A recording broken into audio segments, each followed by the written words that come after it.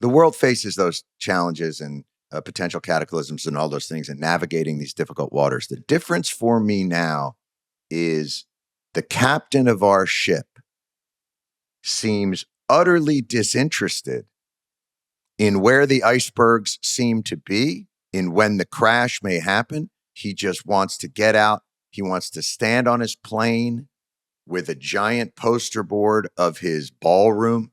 It's the lack of interest in the consequences of his powerful actions is I think what's got me on such shaky ground. I feel like we've never been at the peril of a leader so disinterested in the damage of his own actions.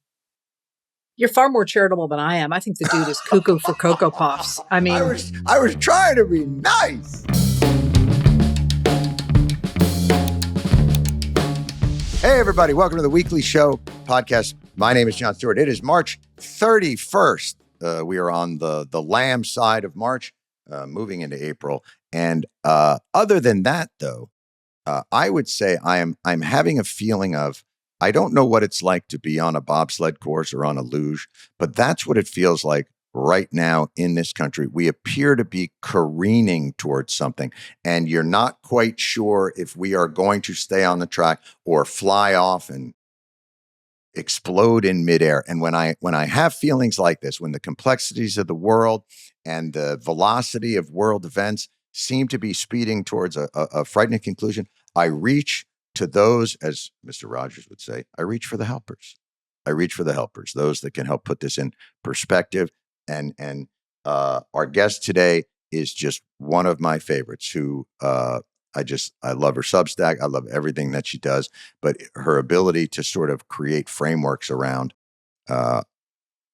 all these things that are so difficult for all of us to process is what makes her such a valuable voice in this current moment. So I'm just gonna get on in and bring on our guest, the fabulous Heather Cox Richardson. So, ladies and gentlemen, it is my distinct pleasure and honor to welcome back once again the great Heather Cox Richardson, professor of history at Boston College. Heather, thank you so much for being here. Always a pleasure, John. Heather. John. First of all, let me apologize to you that in times of trouble, I hate to treat you like a salve that I reach for in times of need, a bottle of Valium. Your experience and your knowledge of the arc of history and the narratives of history always bring me a comfort in that the things that we're experiencing are not necessarily unprecedented, and that there are historical analogs which we don't want to use as a crutch necessarily. But Heather, I'm wondering in this moment, I wanted to reach out to you because it feels there is a toxicity that seems to be building to some kind of volcanic eruption. And I can't shake that feeling of impending catastrophic. So I wanted to kind of pick your brain a little bit about how you're processing this moment, knowing how well you're able to see the landscapes of the past and lay them into the present. So let's start with the place it's always important to start, and that's that the future is unwritten. Like, we are writing this story. And we are doing it. And one of the reasons that I think people like you and me reach for the people around us is because ultimately this is an extraordinarily human process. This is, the people in the past did the same thing. Yes, though, I feel as if, like you seem to feel, that we are heading toward some kind of a cataclysm in the next soon, and that I think we should maybe unpack a little bit about what's going on there. But again, to reach back into history, we are not the first people who are approaching a catastrophe without really being able to understand what is going to happen or what it looks like. And I always think of the fact that years ago, I went to write a piece on the Great Crash of '29. And I thought, everybody's done the economics and everybody's done this and everyone's done that. What am I going to do? So I went back to a newspaper from the time and read the night before to see what it looked like on the verge of it. And it was really interesting That's because so it was the interesting. opening night of the opera in New York City. And so you had all these stories about the people in their, beautiful, coaches and the Right. guys with the uniforms and the people wearing diamonds and going in and going to see the opera. And there was a really small note about a man who had died by suicide that night because his business had gone under and he was distraught and he couldn't face the fact that he was the only failure in this entire city, country, world, right? In his mind. Wow. And I've that's always stuck in my mind because I just, I kept saying to the little piece of paper, dude, hang on 12 more hours. Because if you hang on 12 more hours, there's going to be a whole lot of people who are there with you and who might like to hear your perspective on things. So every time it feels to me like, oh man, I'm not sure what we're facing in the morning, I think of that poor man who, if he had just managed to hang on for 12 more hours, would have realized that he was not a failure, that the system had failed, and that together they could rebuild it. That's a beautiful way of putting it. And there's also something within that kind of tableau that seems really appropriate, which is the cataclysm always seems to occur the night before. Cataclysm Eve, if you will, always seems to be draped in finery. You sort of, you almost get that sense of using the Titanic as that's, and what's happening? The band is playing in the grand ballroom and people are draped in there and they're riding in luxury on what appears to be a kind of portend for this glorious and future of riches. And then there's one dude who's like, hey, what's that? What's that shadow of an iceberg that's over there?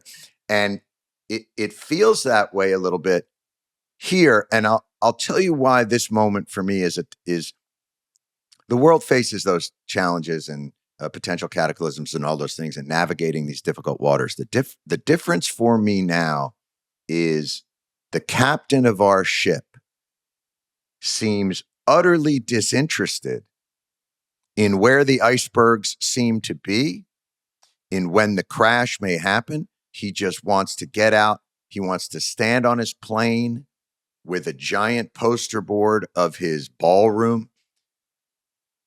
It's the lack of interest in the consequences of his powerful actions is I think what's got me on such shaky ground. I feel like we've never been at the peril of a leader so disinterested in the damage of his own actions.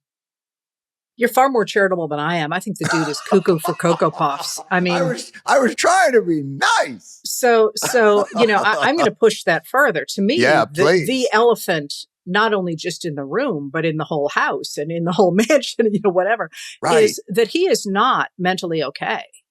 And, we have Captain Ahab in the charge of the ship of state, which, would be a lovely thing to dive into in some other conversation. Yes. But he, no, I think it's more than he doesn't care, because certainly we have had presidents in the past who had an ideology in their head and acted according to that ideology, even as the country began to burn down around them. I mean, just don't even start me on Benjamin Harrison, but we could get into Calvin Coolidge, for example.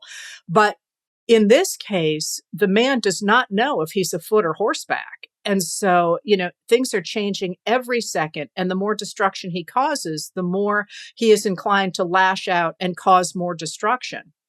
So watching that, and what that has gotten us into with the destruction of world trade and with the destruction of our security alliances and with the destruction of our allies and with the support, the fact we're supporting oligarchs, especially petro oligarchs around the world. I mean, what he has done is he has really slashed into ribbons the post-World War II order that has brought us peace and prosperity for 80 freaking years.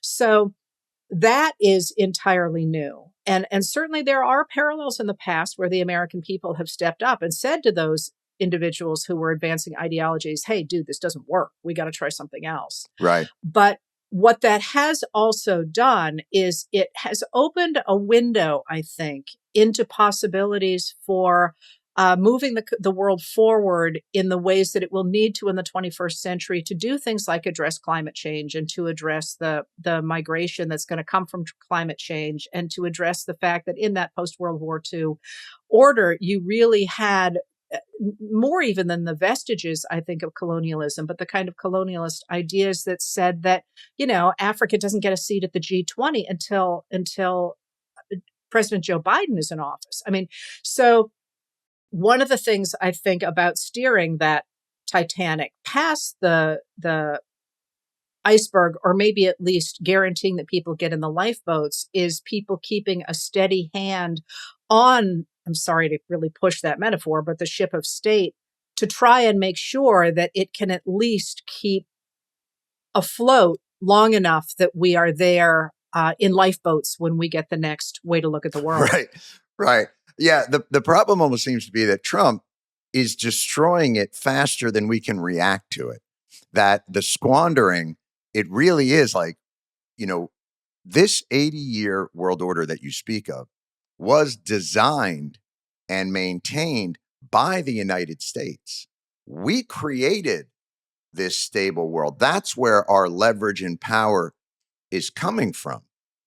And to see him piss it away with such velocity, I think is our system up for being able to grab the wheel, or are we all just still trying to gain our bearings? Well, I think at the beginning we were trying to gain our bearings because things were happening so incredibly quickly, and the idea of pushing back against him through the courts, for example, takes time. That takes a time to play out. But one of the things, again, now I'm going to be Pollyanna to you. No here. Worries. One of the things that does seem to be developing is a number of people in other countries who at first had their jaws on their chests watching what was happening in the United States are now sort of standing up and saying, well, actually, we don't want to go down the route of going back to the 1890s the way Donald Trump wants to, because let's think about what that did. Oh, I know. World wars. So, in places like Italy, for example, Italy this morning said that it would not permit U.S. planes to land in Italy on their way to Iran. Well, what does that say about the importance and the ways in which the Trump administration and the way it's behaving is hurting the far right in Italy? They don't want to be aligned with him. And take a look at what happened to the rising right-wing parties in Canada and the emergence of Mark Carney, the Prime Minister of Canada. I mean, he's an incredibly smart man anyway, but his reworking of that international order in order to make sure that what he calls the middling countries are able to maintain some kind of global stability. Right. What's happened to the United States is heart-wrenching over the last 40 years at least. Maybe in part because we have been so powerful, it's enabled us to get away with all kinds of crap because, we didn't have to pay taxes. We could simply borrow. We didn't have to worry about our safety because we were the United States. What we are seeing happen to us and our role in the world is heart-wrenching for those of us who remember a period in which we were really a force for good, or at least tried to be. But maybe what we will see coming out of this is a fairer order around the world, thanks to people in other countries. A little hard to be thrown into the backwater yourselves, but we did it to ourselves. Right. It's so interesting to think of it that way, as Trump as almost a vaccination against far right populism, that they see how it operates. But maybe that's the difficulty we have in processing him, because we look at it, you mentioned Benjamin Harrison, you mentioned Calvin Coolidge, and we process him through our own system of constitutional republic, right?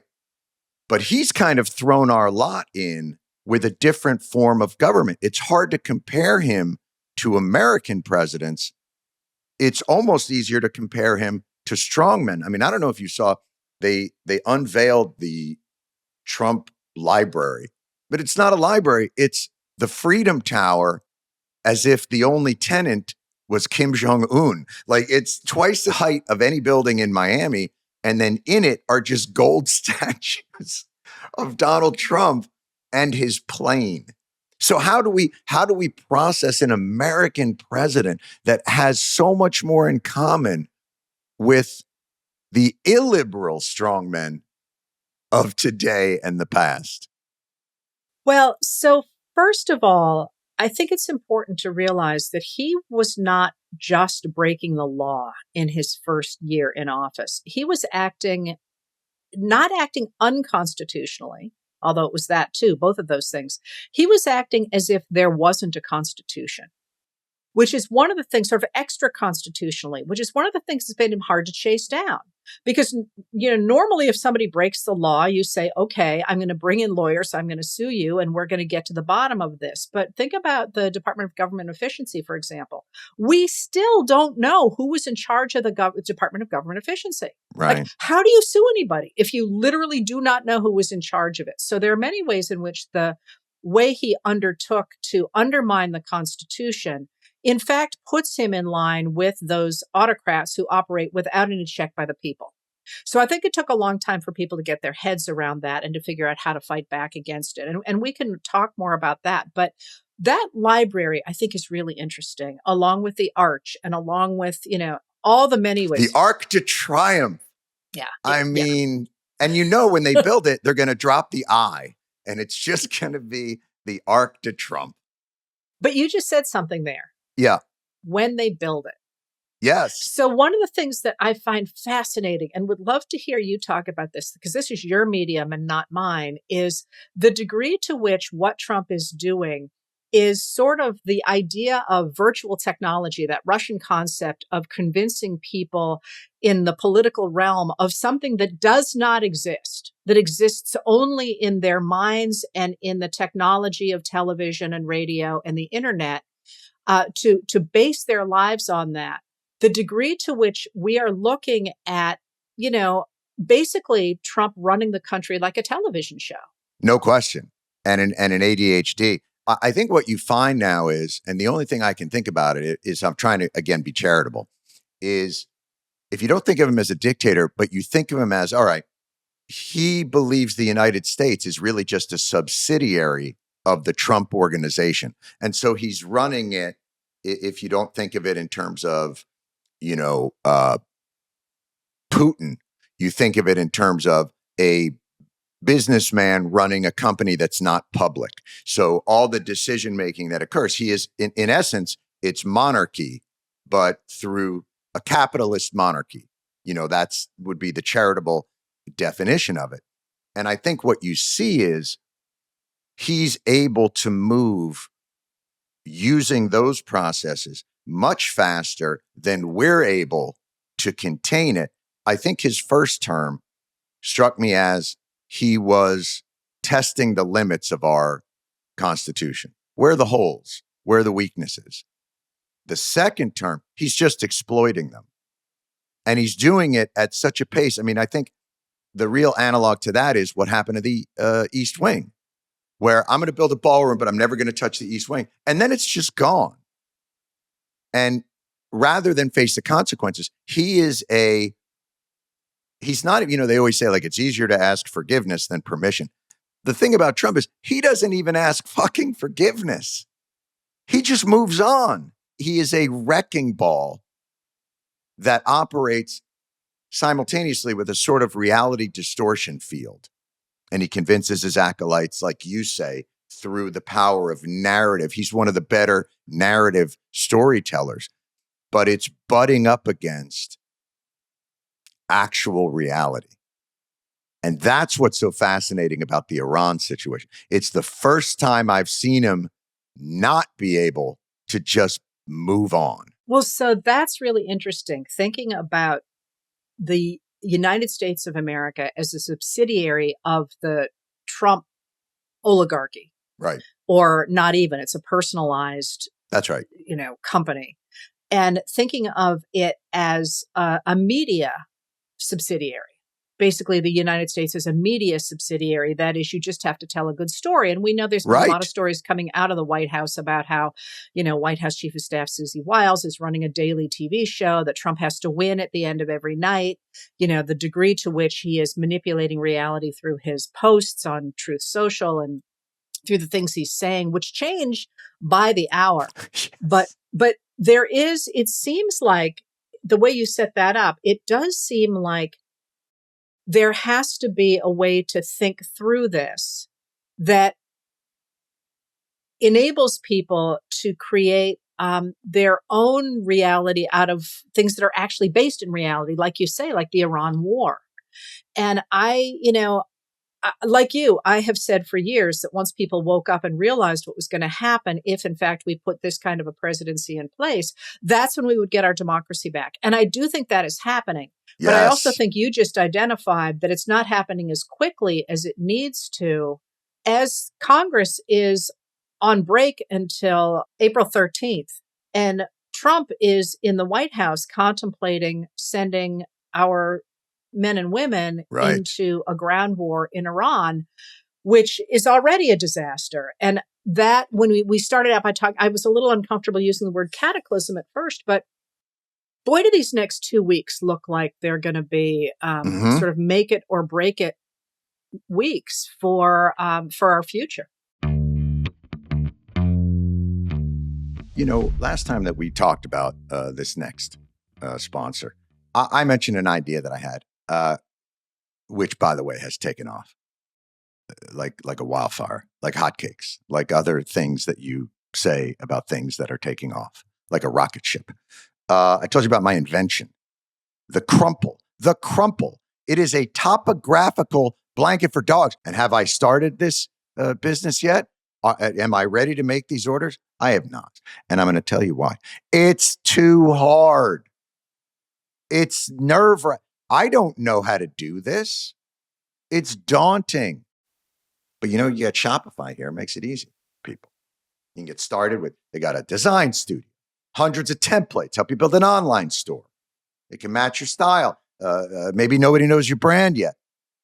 They can help you find customers with easy-to-use email or social media campaigns. All important tasks to do this one place. Inventory, payments, analytics. It's all centralized.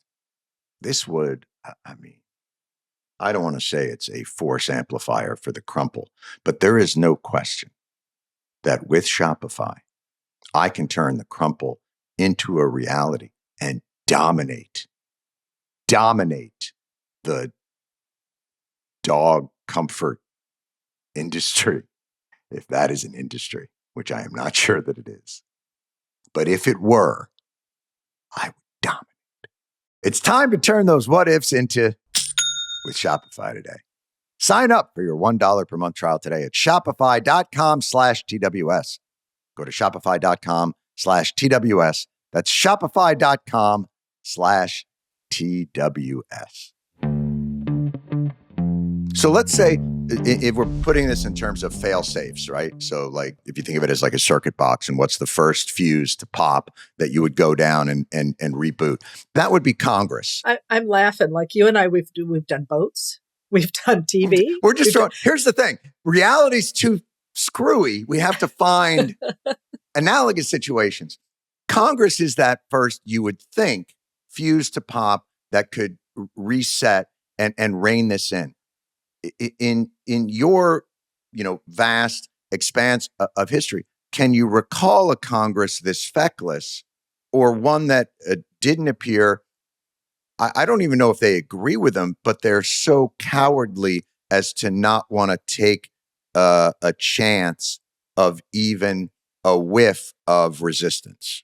Okay, so the cowardice in this Congress is, I think, new, in part because of the ways in which the primary system has been jiggered so that the people who are in Congress, the Republicans, not the Democrats, but the Republicans who were in Congress have almost been selected to be weenies when it came to Trump, right?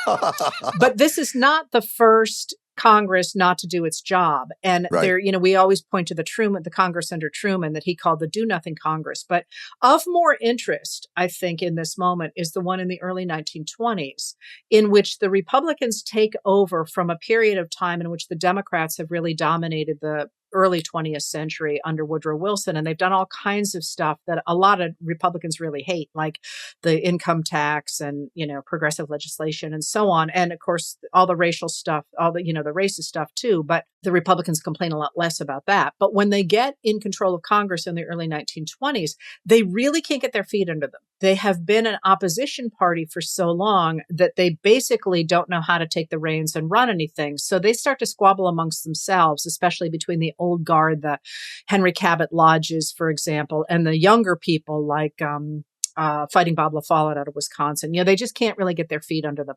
So what happens in that case is that the power of the federal government slides into the cabinet. And the people who really begin to run the government are Andrew Mellon at Treasury and are Herbert Hoover at Commerce. Who is president at this time? In 20, that's 20 to 23, I think it is. It's going to be Harding, 21 to 23, okay. Right. So they take over, and then Harding dies of a heart attack in California, and Calvin Coolidge takes over. But he keeps them in power. And the reason I mention those names is most people, if they haven't heard of them, certainly you've heard of Hoover when he was president. If you go and look at buildings in your town from the 1920s, they're going to have the name of Andrew Mellon on them, because he was pretty big about, making sure his name was on everything. And what they did is they took the mechanics of the progressive era, the things that were supposed to be in place to protect people, the new organizations of the progressive era, and they stocked them all with businessmen. And this is when you get the era that, and this is not actually what he said, but the idea that the business of America is business, and right. They rewrite Jesus Christ and the apostles to be, Jesus to be a businessman who took 10 nobodies and turned famously them into, a businessman. Yes, exactly. Yes. So in that case, one of the points I think I made actually with you a year or so ago is that power isn't vested anywhere in the United States really except among the people. But when it flows into Washington, it sloshes around. And sometimes you get a really powerful president who just scoops it all up. Sometimes you get a really powerful Congress who scoops it all up. Sometimes you get a Supreme Court. Sometimes you get the cabinet. But in a moment when you have a president who is not able to manage the country in a coherent fashion, and there I'm being delicate, you do have the opportunity to grab that power. And, I thought the Republicans in the Senate were going to do it. I thought that at least I hoped they were going to take their power and use it to stabilize the country. And they didn't. They punted. The House of Representatives under the Republicans has been laughable. It is so badly organized. The Supreme Court has been grabbing for a ton of power for a while now. So that's out there. But one of the things that I think we are seeing is the American people waking up and saying, well, hey, if you guys aren't going to be using your power for us, we'd kind of like it back. And that's the thing. That's where the opportunity, when you talked about the sort of optimistic vision, because you think of it, what do we always kind of rest on the laurels of the system of checks and balances that were designed in the Founding Fathers' grand wisdom. They found ways that it was going to be a battle between the executive and the legislative and the judicial, not sort of foreseeing that political parties might abdicate all responsibility of power just to hold on to power, that there'd be no principle behind it. And I wonder if Trump saw the weakness of that system. He saw the cowardice in that system of people not wanting to, because for so long, our government has displayed a grand cowardice in terms of bold programs designed to address the needs of the American people. I mean, I think, you talked about these last 40 years. I think there's been a real erosion between the connection of people to the problems that they face every day and their connection to a government that seems to be designed in no way that the money that you pay in doesn't come back to you in any way that you feel like has a value. And he saw that and exploited that weakness. And does that mean there's an opportunity now on the side of the people to seize that and exploit that weakness? And I hesitate to even put it out there, but not a strong man, but a powerful leader to wield that on behalf of people's needs. as opposed to their own gratification. To wield that governmental power that hasn't been used? Right. Oh, yeah, I think so. And I think you're seeing it. One of the things that's fun is watching the Democratic governors around the country and perhaps even some Republican governors who are very deliberately saying, hey, let's take this government out for a spin and see what we can do for people, right? And Zoran Mamdani in New York City. Right. Again, same thing. Now, that's not to say you necessarily agree with their policies or whatever, but this idea that the government is designed for the people is very much back on the table. But I'd go back a step and say that this is not just Trump. I actually don't think Trump saw something and exploited it. I think he's a really simple character. He is not a politician. He's a salesman. Right. And he recognized that 40 years of Republican rhetoric had created a population that he could exploit, because that's what he does. He exploits people. And he did that, and he did it very effectively. But it's not just that the government sort of amorphously stopped doing things for people. I actually think that was a deliberate decision on the part of certain Republican politicians who took over the party in the 1990s, especially, but certainly were behind Reagan's election in the 80s, in 1980. And they set up the system in such a way that the American people would no longer have a say in it. So things like tax cuts, people said they love tax cuts. What that really did was it managed to create real deficits that made it harder for the government to do things for people. And it divorced people from having a say in their government, being behind their government at the same time that we began to do everything based on extraordinary deficits. So the money coming into the government actually didn't have a lot to do with tax dollars. It had to do with how much the government could borrow. Now, the more the American people ended up not liking what the government was doing, the more that the Republicans in charge of the systems stripped those systems down so that the people had less and less and less to say. So by 1986, you are already hearing from the Republicans under Reagan the idea of ballot integrity, the idea you had to go into the rolls and clean them up because they were not legitimate. Mm-hmm. So what do we get? We get Florida does that in 1998.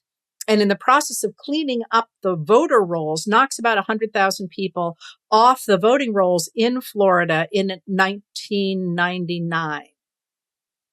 Something happened in Florida in 2000. I can't really remember what that was. But then you think all the way through, you get Citizens United, which is, makes money pour into the system. Well, who does that benefit? People who have a ton of money. You get the gerrymandering, the extraordinary gerrymandering that makes it almost impossible for Democrats to win. You get the Chevron decision, which removes agency from agencies.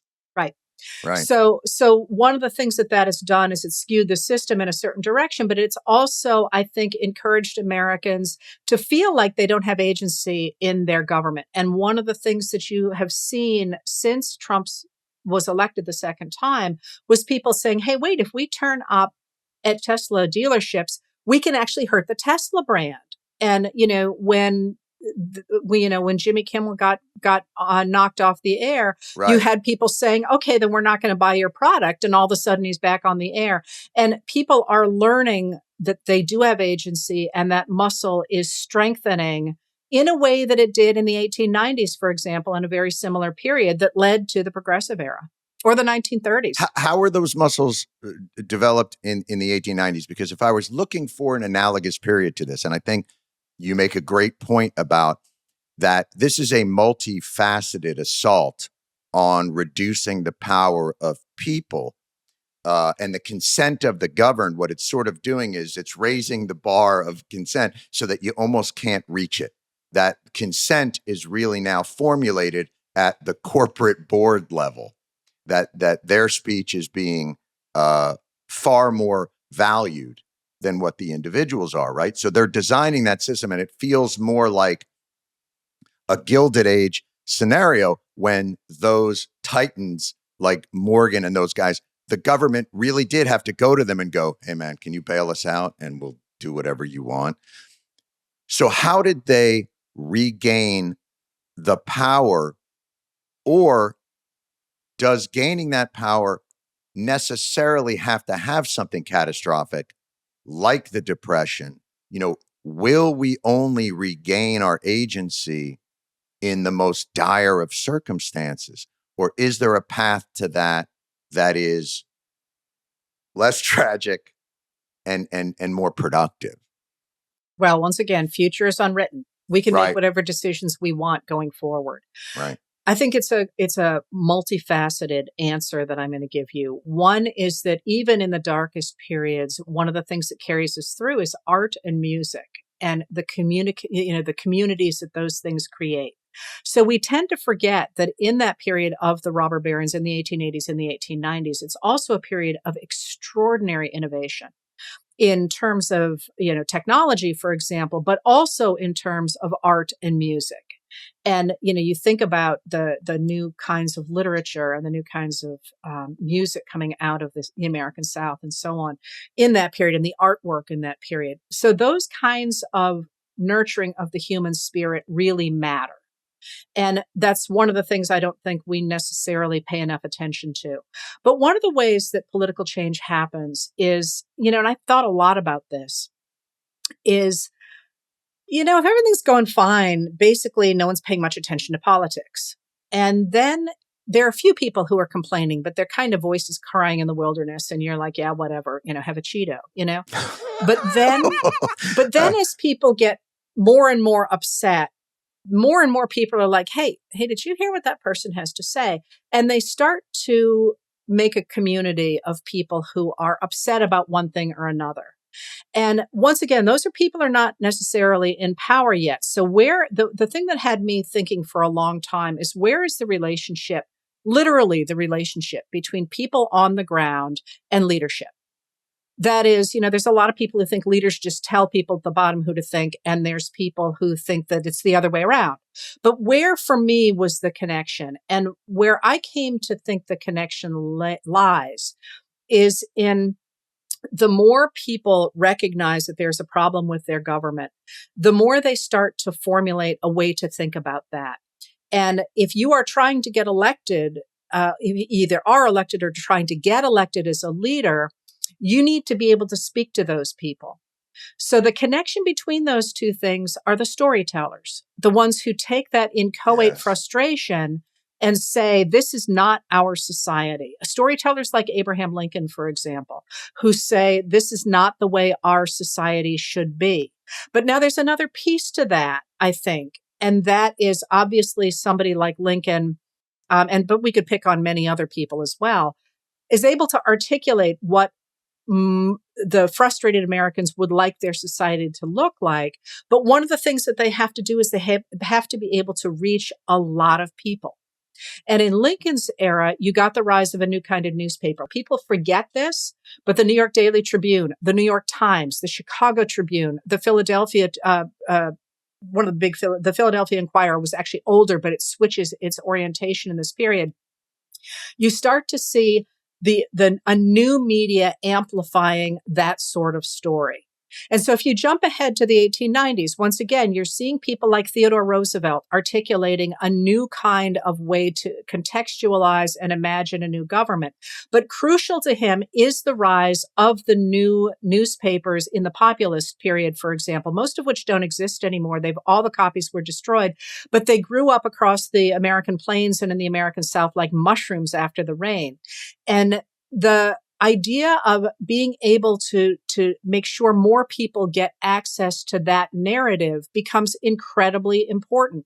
So if you fast forward to this moment, one of the huge changes that you have seen really since, I mean, it was before there too, but really since Trump was elected the second time, is this proliferation of podcasts and new local newspapers and, writing campaigns that look like the committees of correspondence from the American Revolution. You are seeing the population of our intellectual space in this country with a new/old narrative that says the government should work for us. It should not be beholden to kings, for example, and we need to take that back. So that was a really long answer to say there's a lot of different things that happen. These things are all crucial. And in each of the periods that we have identified, there was, in fact, a major economic crash that made people say, okay, I can't identify with JD Rockefeller any longer because I am literally having to walk from South Dakota to Missouri to find work. And when that was in the after the Panic of 1893, from 1893 to about 1897. So when that final thing happens where people say, I can't live this way any longer, more and more people jump on that narrative and we rewrite the country. And when you see those moments, Heather, and I love the way you paint that, because what it does is it gives a framework to each of these periods that, a kind of governmental or world cataclysm or failure combined with a new way of storytelling, combined with a storyteller who is able to harness those and push us into what will be the next iteration. And I think in our minds, the person that is always the hero in that story is the progressive. Teddy Roosevelt jumps in those moments of the robber barons, and he decides, speak softly, carry a big stick, and trust bust. And we're not going to have monopolies anymore, and we're going to do that. And then you talk about the 20s and the degradation of the power of people's voices. And then FDR seizes that moment and he brings in social programs that ease the pain in the lives of all these different people. And as you were telling it, what was coming up in my head was 2008 financial crisis and the Iraq war and social media. And these are the three ingredients, but the progressive hero didn't seize that moment. And I want to ask about this, and this is a hard one. Trump is the one who ends up seizing that form of communication, mastering the attention economy. But before that was Obama. And are we in a situation where Obama, was it a slightly missed opportunity to seize upon those conditions that could have really created that modern progressive revolution that ended up maybe dissipating because it wasn't bold enough? Is that possible? It's certainly possible, sure. But again, one of the things you need to see there is the enough people unhappy enough that they would not, for example, embrace the reaction to Obama that powered, the Tea Party movement and all the sort of reframing of our country to be against somebody like Obama. And that, by the way, looks a great deal more like the long-term rise of something like the elite Southern enslavers, who managed to get a whole bunch of people to stay behind them, even though that economic system was grinding them into the ground, grinding poor white farmers into the ground. So yes, it's possible. And certainly there were many people who were frustrated by the fact Obama was not as aggressive as he could have been about embracing sort of those old traditional, let's take on big money and so on. But I'm not entirely sure that one is productive to look back to that. But two, one of the things about Lincoln and about Theodore Roosevelt and about FDR is that the people really created them. In each one of those cases, those were people who met the moment, not because they were somehow specially anointed by God. They were certainly very bright people. Right. But the American people were ready for them. And I think in some ways, maybe you could say the American people were ready for Donald Trump because he was embracing and articulating what a lot of people on the radical right had been conditioned to believe for 40 years. Now, hey, look, longer. I mean, he's singing an old song, Heather. I mean, the song he's singing about, there is a real America and a real American, and they're the ones being screwed by, that's a pretty old song that even goes back to what you were talking about in the South. So yes, it is. I mean, it goes all the way back to our founding, but so does the other song. And I guess that's the point that I'm always trying to make is that when we sing that other song, a number of things happen. One, the economy is better. And when the economy is better, people, this is a connection few people recognize. When the economy is better, race and gender relations get better. Those two things do go hand in hand.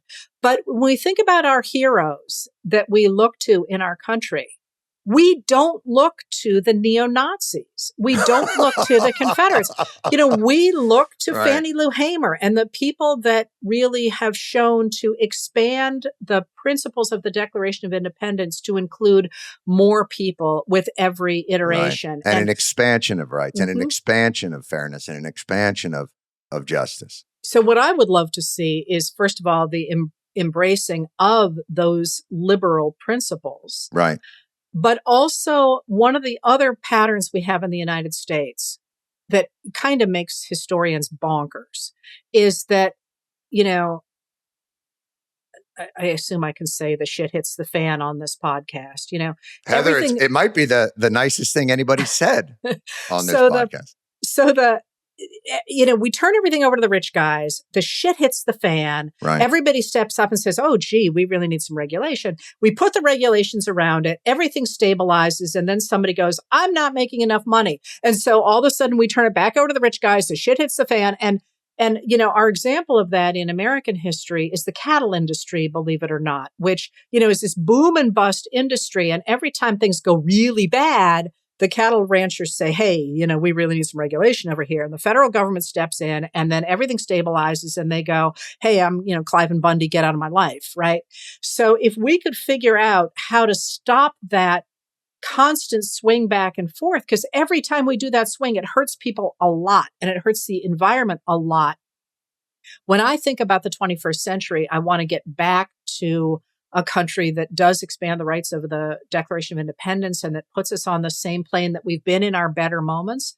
But I would also really love for us to find some way to create those guardrails so that people can't say, oh, wow, we have the strongest economy in the world. You know what let's do? Let's screw with it, or we have the safest world we've ever lived in. I've got a great idea. Let's go to war against Iran, Heather, is part of it, because it strikes me this is a great discussion to have about it's how you convince people, because I think the cattle rancher thing is a great historical precedent, and you can look at it today with the farmers. What I find is if the government does something that for someone that you yourself don't need, well, that's an entitlement and you resent it. But if the government does something that you need, well, that's just, and that's just them giving you back your money. So if we subsidize farming because, and they always make this case, by the way, like, why are we putting tariffs on? Well, because certain policies that were put into place hurt the Rust Belt and hurt manufacturing and made it so those people's lives would be lives more of despair. And we must repair the damage that's been done by those policies. But if you say the same thing about redlining or racially exclusive policies, we need to create ways to repair that damage. What? That's an entitlement. They're free riders. They don't view it as investment. How do you convince people? Like the immigration situation right now in this country is great. It's resource guarding.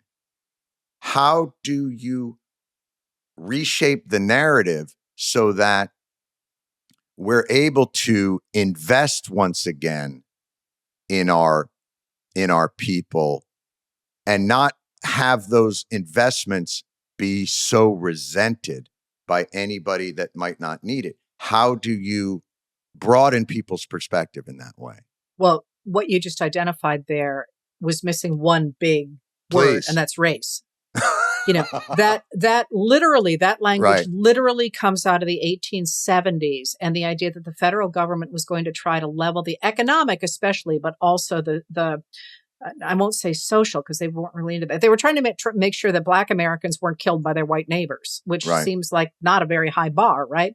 That's when you get the language in 1871 saying, hey, we don't have a problem with race. We have a problem with poor people voting. So you've got to pay $10 to go to the polls, and you've got to do it right. All of that stuff that comes straight out of the 1870s. But and again, we could spend a long time on that. But crucially, we know what language works to get rid of that. And that is the language of community. And that is the idea that we are all working together to achieve something as a country. And, again, one of the things the radical right did really brilliantly after 1960, there's a famous article that comes out in 1960 addressed to politicians saying, stop talking about democracy and stop talking about, the values of community and making sure everybody's got a shot at the American dream and all that, because we all agree about that. Republicans and Democrats agree about that. So stop with that. It's a waste of your time and money. Instead, work at putting together coalitions. So basically, the traditional Republicans and the traditional Democrats listened to that and started to just try to nail together coalitions. We'll give you a bridge and we'll give you, I don't know, a new hospital or whatever. Pure transaction. Transactional, yes. It was the radical right who said, we are going to defend individuals to make them able to take on the empire, able to, tying into all those tropes of literature and sort of mythology that said, you're going to matter to us. Your vote matters for something way bigger than you are, something that is the United States of America, sometimes something that is God. You matter. And one of the things that I try and do, and that I think we all should be trying to do more, is recognizing that the values of humanity, the idea of self-determination and the idea that you get to create a government that allows you to have the freedom, and by freedom, I don't mean a lack of government so much as government protections to enable you to get an education and have health care and so on, so you can become whoever you want, is actually a profoundly moral and a profoundly principled thing to do. And you think about all around the world where people are in the streets fighting for their right to vote, for example, or the right to have a say in their government. And then in the United States, people saying, I'm not going to bother. We need to get more of that. This matters, not just because I want the potholes outside my house filled.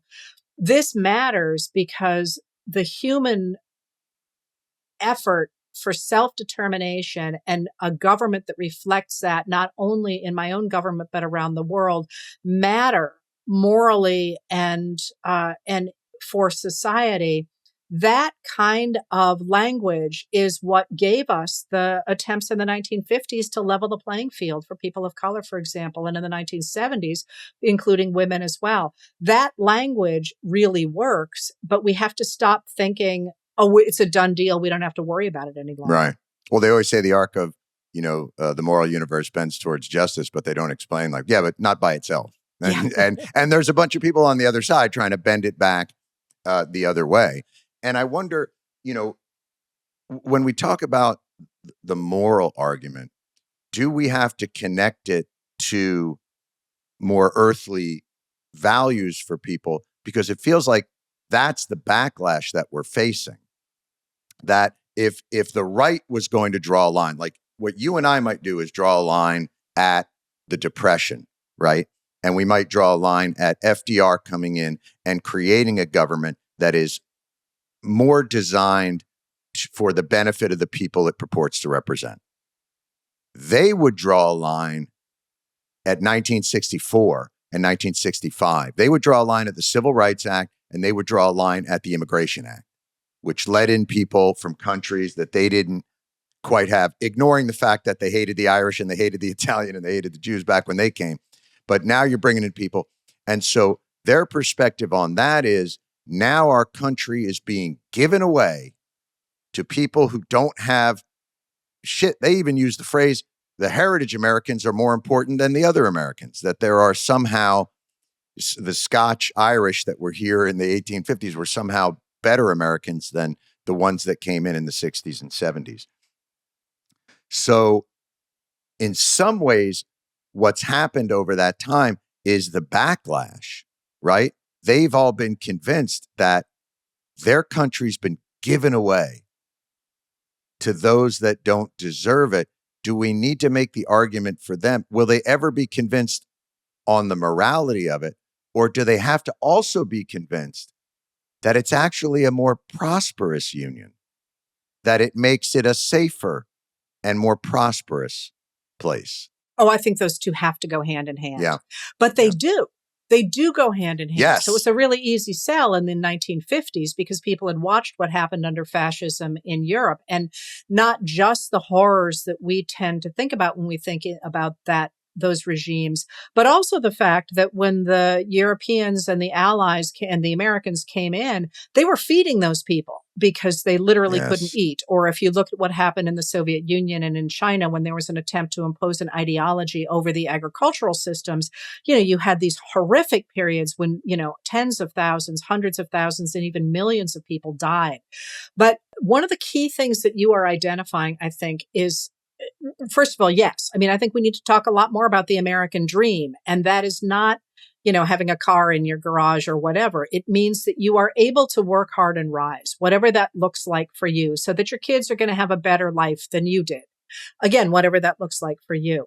I do think we need to keep that as part of our language, but and the reality of it. But there's also something key to what you said. And that, I think, is something that is fascinating, that when you listen to people nowadays talking about their desire to shut the door for other immigrants because their country is being stolen or whatever. And again, I'm not going to talk here at all about the reality that to the degree our country is being taken over, it's actually being taken over by corporations, including foreign corporations, right? So this idea that some family from Ecuador is taking something from me is just a pure fantasy. But that world that they are describing is a world where there are limited resources, that the pie is only this big, and by God, you got to get your piece. But the elites are stealing it from you. Well, but the reality of the way that people like me think about the world is that, in fact, the pie is expanding. And I, again, don't necessarily just mean the economic pie, although certainly if you look at the last 80 years around the world, more than 1 billion people have been raised out of poverty, which is a good thing. They're not dying of starvation and lack of clean water and so on. Others still are. We could address that if we chose to.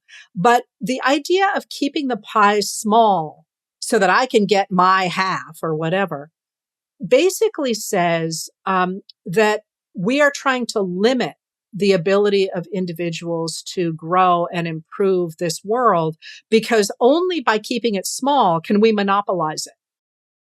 Whereas if you say, hey, as Abraham Lincoln did, but also Theodore Roosevelt, whereas if you say, hey, we want you here because we want your ideas and we want your labor and we want, your view of the world, what you are saying is, we don't have limits. And again, I'm not saying we don't have economic limits. I'm very concerned about climate change, but there are ways to address that if we have those new ideas and those new people. And that idea of looking at the world as a world of possibilities rather than limitations seems to me to be what the United States of America has always done particularly well. And these people are saying, no, forget our past. We just have to hang on to what we had in the 1920s because that was the best. And, that was a cramped world that excluded most of us. So let's not go back to the 1920s. And that's that angle of, are we looking for an expansive economy, an expansive world, an expansive intellectual understanding of the 21st century? Or are we going to go back to if Trump talks one more time about William McKinley, my head's going to explode. Because it wasn't a great time, We were the richest we ever were. Well, McKinley and his people were, but, talk to the little girls who were working in the factories. But that's what they've gone back to. What's so interesting to me, Heather, is everything that you lay out is so factually evident through the prism of history. And what they've done is say, no, what we need to do is close our doors and go back to a more imperialistic, exploitative model of economics, which is we don't build our own strength up to make ourselves through education and science and innovation and all these other things inevitable. What we do is we close our borders and we use our military might to extract the resources that we need at the most exploitative manner of price that we can. Colonialism, which worked so well for everybody. It's a stunning display of self-immolation. Hey, folks, look, I come on here we do a podcast. We talk about world events, but I don't like to brag. I don't like to toot my own horn. I am influential in a variety of spheres. And one of the spheres that I think gets short shrift is obviously fashion. Am I Anna Wintour? Do I drive the trends? Am I Ferragamo? Is that a person that does this? I don't really know. I don't know. But the point is, people look to me for wardrobe choices. Not just color, but like if their pants should fit. And especially this time of year, as the seasons are changing, you have got to refresh. Quince is what's going to help you refresh your wardrobe and bring out the spring in your personality. They've got all the essentials. And by the way, we're talking about 100% European linen. This is high quality premium material stuff built to last. The prices are like 50 to 60% less than similar brands. And I'm going to tell you how. They work directly with ethical factories. They cut out the middleman. You're paying for quality, not just brand markup. Refresh your wardrobe with Quince. Go to quince.com/TWS for free shipping and 365-day returns. It's now available in Canada, too. Go to QUINCE.com/TWS for free shipping and 365-day returns. Quince.com/TWS.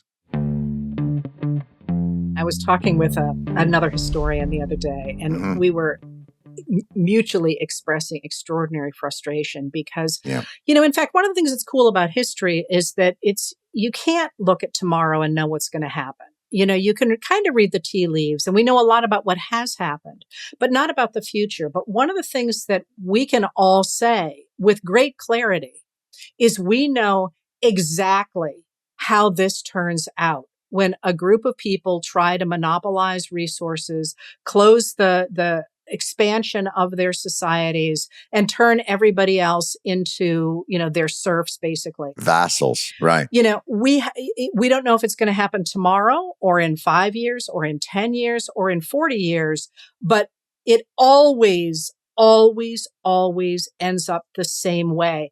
And to sit there and watch us playing this out step by step by step, a lot of us are like, can we just go to that last scene? Because we all know what that last scene is going to be. Now, if we do the other thing where we empower individuals to innovate and to move and to do the things that they do best, we don't know how that's going to turn out.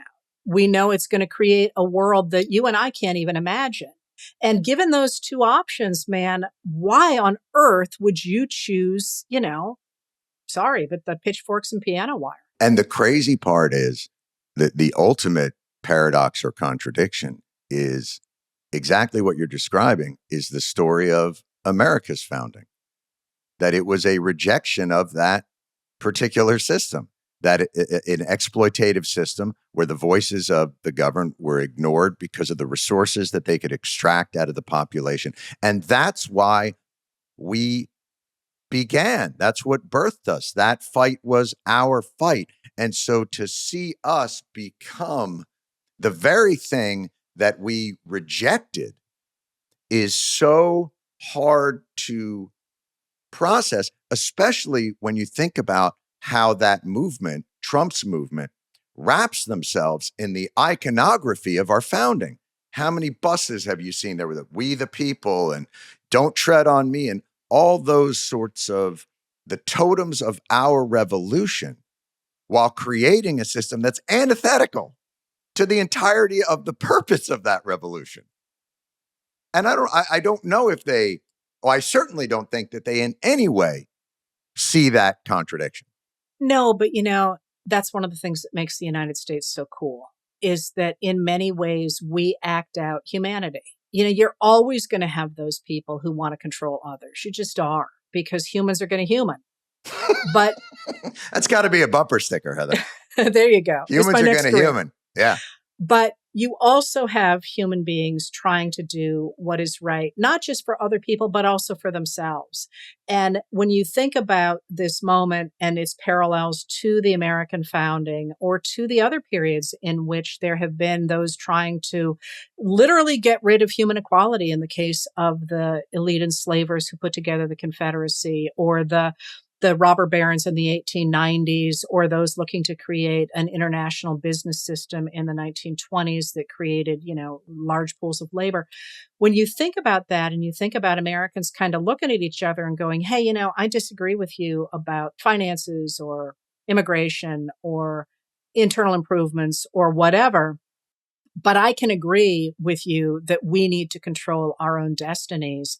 In the past, that has always won and come out stronger for these moments. So, for as frustrating as this moment is in so many ways, and as depressing as it is in so many ways, one of the things that you can take to the bank is the idea that it might make us stronger again and renew our faith in those American principles that led those colonists to throw off the greatest empire at the time in the world, a seemingly impossible task that they did. And then to sit down, young men all, by the way, we talk about them as the founding fathers. Right. They were barely old enough to be fathers, to write a system that worked and has worked for almost 250 years.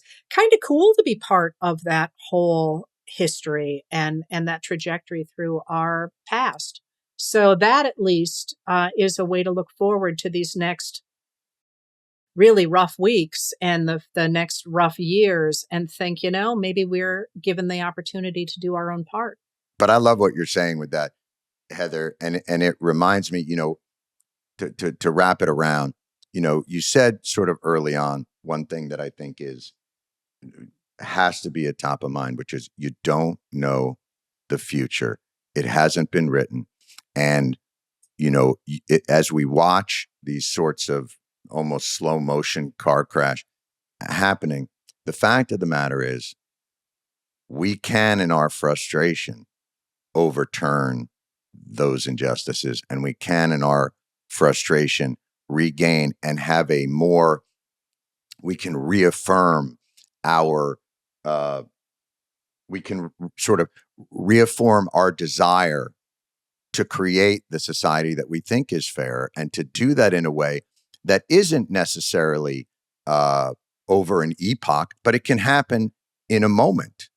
It really can, and again, now I'm the Pollyanna, but I do think that in the way that we've been caught off guard by these last 10, 12 years, or maybe even the slow erosion of it through the last 40, there exists great opportunity. And I guess I want to ask you sort of, as we wrap it up, do you see that opportunity? Do you think of it in terms of, well, we can overturn Citizens United, we can do these things? Or do you think it's going to be a bolder form of change that's going to come through now that the executive has been supercharged? Use that to our benefit. Which way would you like to see it go, knowing that we can't know? Oh, I think it's got to be big. Yeah. And I certainly would agree with overturning Citizens United and all the pieces that you are talking about. But those are only mechanics for a reworking of a government and a country really that has been dramatically degraded since the 1970s.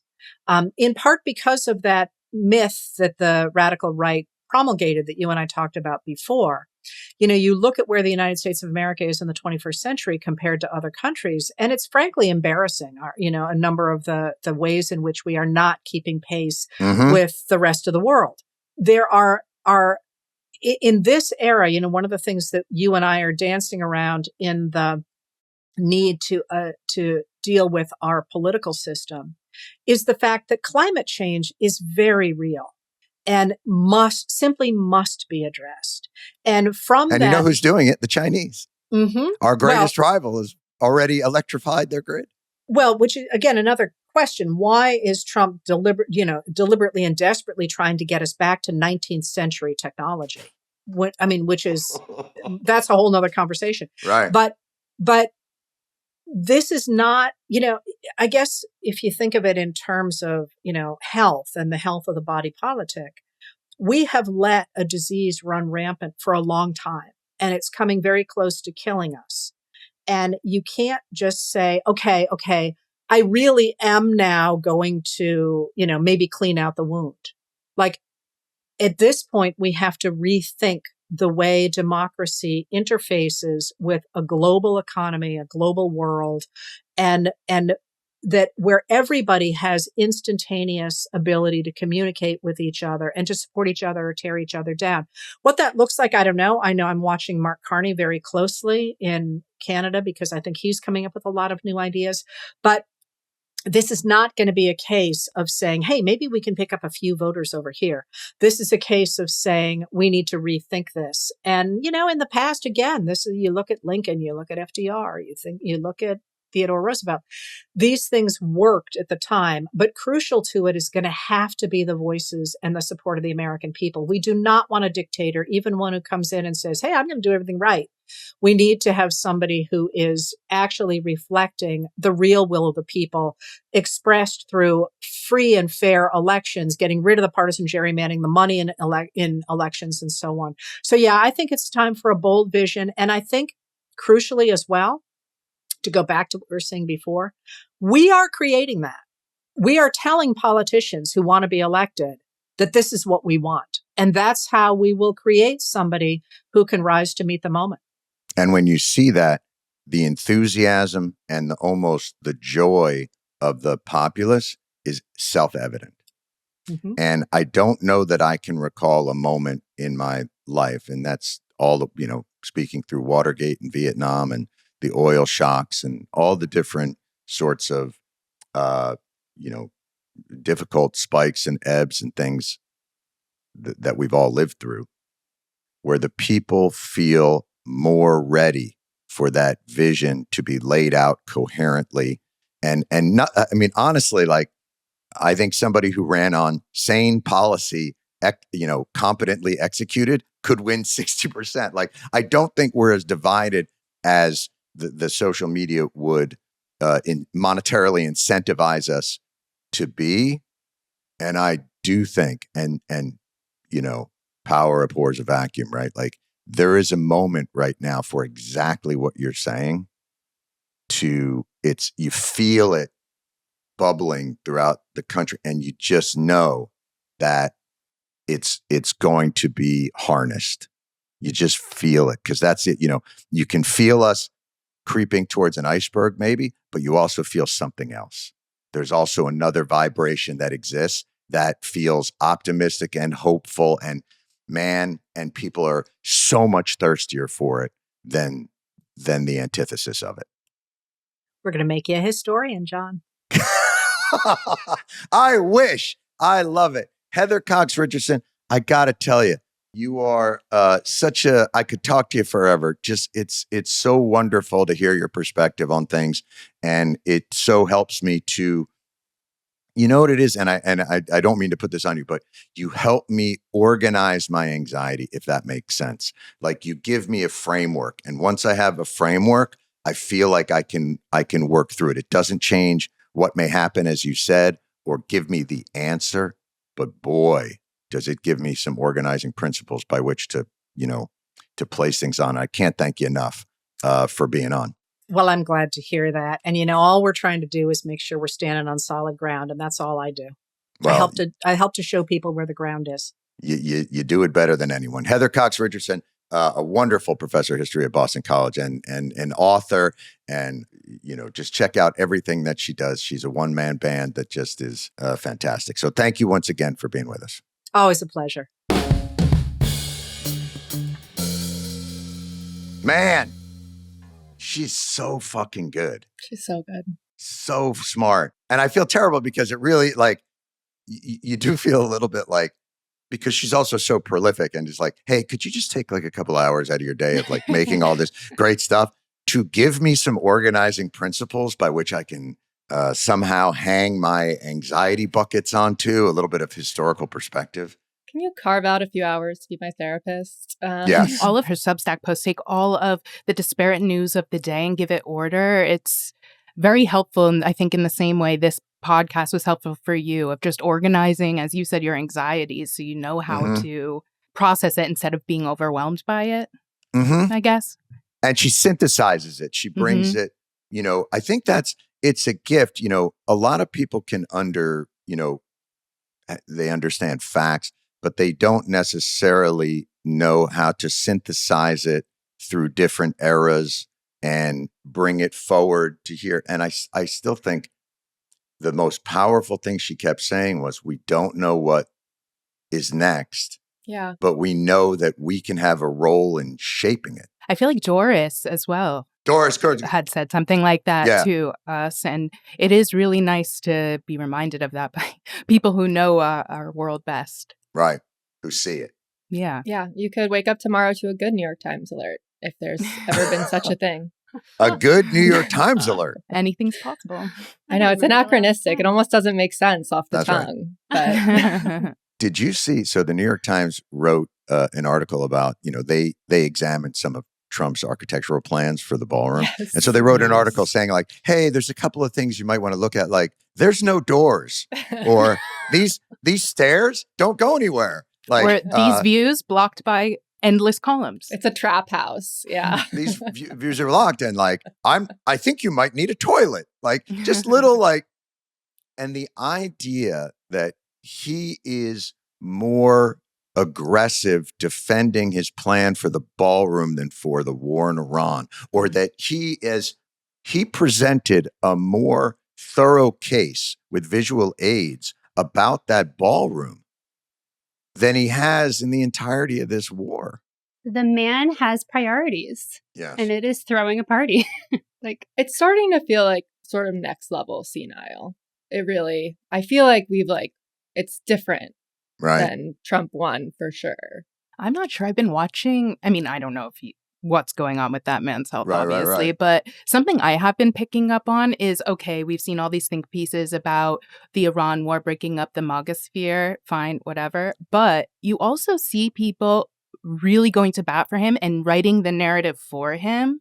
Right. And you're like, can you imagine them saying that about Biden? Oh, Biden just got convinced and we really need to blame the people who convinced him. The man who has the greatest agency that has ever been promoted from the Oval Office suddenly is at a whim of. The thing that I get most frustrated with is I think that what is happening with Trump right now, like we're all pointing to, well, he got convinced or maybe his mental acuity. This is who he's been from the fucking get-go. Like when people say like, well, I'm upset with him now and I regret my vote because he lied. He lied the minute he came down the escalator, through like, oh, it's the largest inauguration that's ever been seen through history. Like, there is nothing fundamentally different about his decision-making process or about the manner in which his ADD pushes him from lurching from one endeavor to another. It's like when we said he's a movie trailer president. He doesn't have the stamina to sit through the whole movie. He's just the trailers. And right now, the Iran war, hey, the trailer's done. Now what do I do? So now I just got to leave. Like, it so frustrates me that all these people on the right are like, oh, this really pushed me over the edge. And like, this is the same fucking thing we've been dealing with for 12 years. And more. Or 14, 80.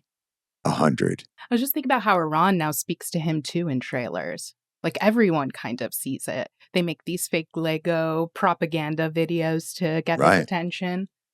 Yeah, it is so weird that like he'll say to them through Truth Social, like, I will bomb you if you don't do this. And you're like, why are you telling us? Tell them. If you're like, what is the point of posting? And apparently they create trailers that they show to him of like bombs going off, intercut with like the guys from Top Gun playing volleyball, shirtless. They're like, see, ship go boom. 2-minute highlights, and that's it. Yeah, Heather brought this up in one of her recent Substacks that people are starting to get concerned because he doesn't know a lot and about the war that he's perpetrating. And if his briefings are 2-minute blow-up sequences, like, makes sense. There's only so much you can learn. You know what? Yeah, that's a good point. But anytime you get the sense that somebody is Sparks noting their way through a war, like that's the part that, we've all been asked to sacrifice for his vision of America's greatness, whether it's through his inflationary tariffs or whether it's through higher gas prices or whether it's through a removal of some of our civil rights protections. But we keep being told, like, you've just got to be, this guy's got a vision but he doesn't have to ever change anything. He can still, in the middle of a war, do fucking 5 minutes on Sharpie pens, and we're all supposed to just be like, hey, Trump's going to Trump. Like, when is he the one who is going to have to own up and take accountability and responsibility? Why is it on us or our allies? I was going to be honest. I was coming off of the Heather conversation very grounded in Sorry. this conversation. All right. You undid all the good work. Get Heather back on the line. All right. Brittany, what do we got from the people? Okay. First up, Jon, do you think all of the government buildings Trump renamed after himself will revert back to their original names once he leaves office? Here's my hope. Here's what I think happens. I think RFK Jr. gets elected president, and then he renames it the Trump Kennedy Center. I was going to say, luckily, his name's already on shit. Yes. So what we do is, whoever gets elected next, I think we just use Trump as our maiden name. So we leave it in there. Just hyphenate it, yeah. That's right. That's what he did. From now on, we'll just hyphenate everything according to the new president. And then by the end of how long this country gets to go, we just have these super long, the Trump, Reagan, Dulles, Kennedy. Put everybody's name up there. Yeah. By the way, did you see the rendering of his library? Yeah. Was it a rendering or was it just like an AI? That's what it was, AI. Video. Yeah.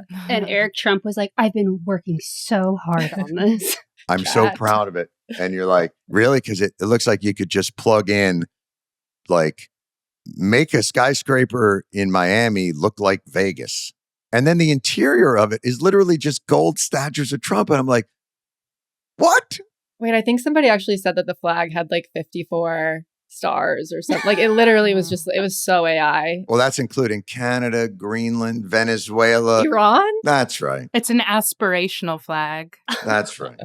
It's the future. Just in like a practical sense, though, it is going to get confusing if too many things are named Trump. Like, I'm going from Trump Station to Trump Station, It's like in Washington, D.C., where you have 4 8th streets, but they don't intersect. Or like Penn Station, New York, Penn Station, Newark. Like, it does get confusing, so. Yes. Palm Beach Airport. You know what it's going to be?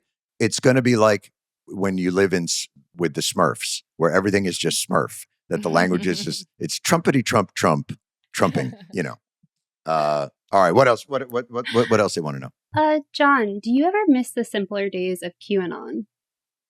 Oh, they're still there. They're just trying to figure out. Look, I think they've had a rough ride, because imagine if, like, your hero, the guy who was going to bring the storm, turns out to be the guy who's like, storm? What storm? There's no storm here. When they're like, no, I think we have the storm. I think it's right there. If you could just bring it out here. Like, I don't know what you're talking about. They cast someone as a hero who not only turned out not to be the hero, turned out to maybe be working in league with the villain. Yeah, I think they're having difficulty coming to terms with that. Right? I assume it lost some steam. That was more first semester Trump, wasn't it? Yeah. And then when the storm never came, it felt like that movement sort of dissipated. I think their interest in, and to give the movement credit beyond the conspiracy theories of it, the idea of protecting children from sex trafficking is a pretty good one. Yeah, where are they now? Can support that. Yeah, I honestly, now if it didn't fit into their sort of more partisan mindset, maybe they dropped it. I honestly don't know. It felt like the Epstein case was at least a good tent post that they could work off of, but it feels like it's dissipated. Yeah, their main bad guy is not even really around. Like, was Biden their bad guy? Yeah, I guess. Among them. Yeah, but I'll be honest. Right. Like, Brandon is still all over Long Island. Like, the signs are there. It's on the back of trucks. Like, what do they think he's up to now? They just don't take the bumper stickers off. I see that all the time. Okay. Yeah. I mean, it's like they have old cars. It's hard to get bumper stickers off, you guys. Like, you have to get the vinegar. You got to get the nail polish remover. You have no idea how many fuck Biden cars I drive behind. Yeah. And I always just think is the emotion still there? Like, are you still fiery, or you literally just don't have a scraper? Like, I just don't. It's hard to even understand it. But a lot of the accoutrement, the Festivus Trump decorations are still up. I can't wait for the summer to see if the flags are still on the water. Oh, that'll be interesting, because Trump, no matter what you think of his popularity, he does rule the sea. He sure does. His armada. For sure. Yeah. All right, last one. Last one. Jon, is your wife as funny as you? She's funnier than I am, and nicer than I am, and sweeter than I am, and better looking than I am. Oh. And I'm actually, as I'm getting older, I think she might even be taller than I am. It's like that was not our relationship when I first met her, but there are certain times I'll be standing in the kitchen and be like, are you wearing, you're not even in heels. What's going on? I think, as they say with cereal, contents may have settled during shipping. I have a feeling that I'm slowly compacting. But no, everybody thinks that. She's the funniest, and her laugh is like sunshine. It's just a little ridiculous. She's just one of those people that lights it up, for sure. That's so sweet. Very sweet. Yeah, she's all right, that chick. She's all right. But very cool. Brittany, how can they keep in touch with us? Twitter, we are Weekly Show Pod. Instagram, Threads, TikTok, Blue Sky. We are Weekly Show Podcast, and you can like, subscribe, and comment on our YouTube channel, The Weekly Show with Jon Stewart. Sweet. And we're off next week, back April 15th. And I don't know what we're going to be talking about, because, the world is static. So we'll probably, we'll plan something out for those 2 weeks. Oh, what are we doing? Ben McKenzie. Oh, he's coming out for the crypto book? Yes, he is. Oh, that'll be a perfect tax day Lollapalooza there. Ben McKenzie and his crypto book about corruption and all those things. And as always, I hope you guys have a great week off. And thank you once again for this episode is just one of my favorites. Just put together so nicely by everybody. Lead producer Lauren Walker, producer Brittany Mimetovic, producer Jillian Spear, video editor and engineer Rob Vitola, audio editor and engineer Nicole Boyce, and our executive producers Chris McShane and Katie Gray. Thank you guys so much. We'll see you next time. Bye-bye. The Weekly Show with Jon Stewart is a Comedy Central podcast. It's produced by Paramount Audio and Busboy Productions.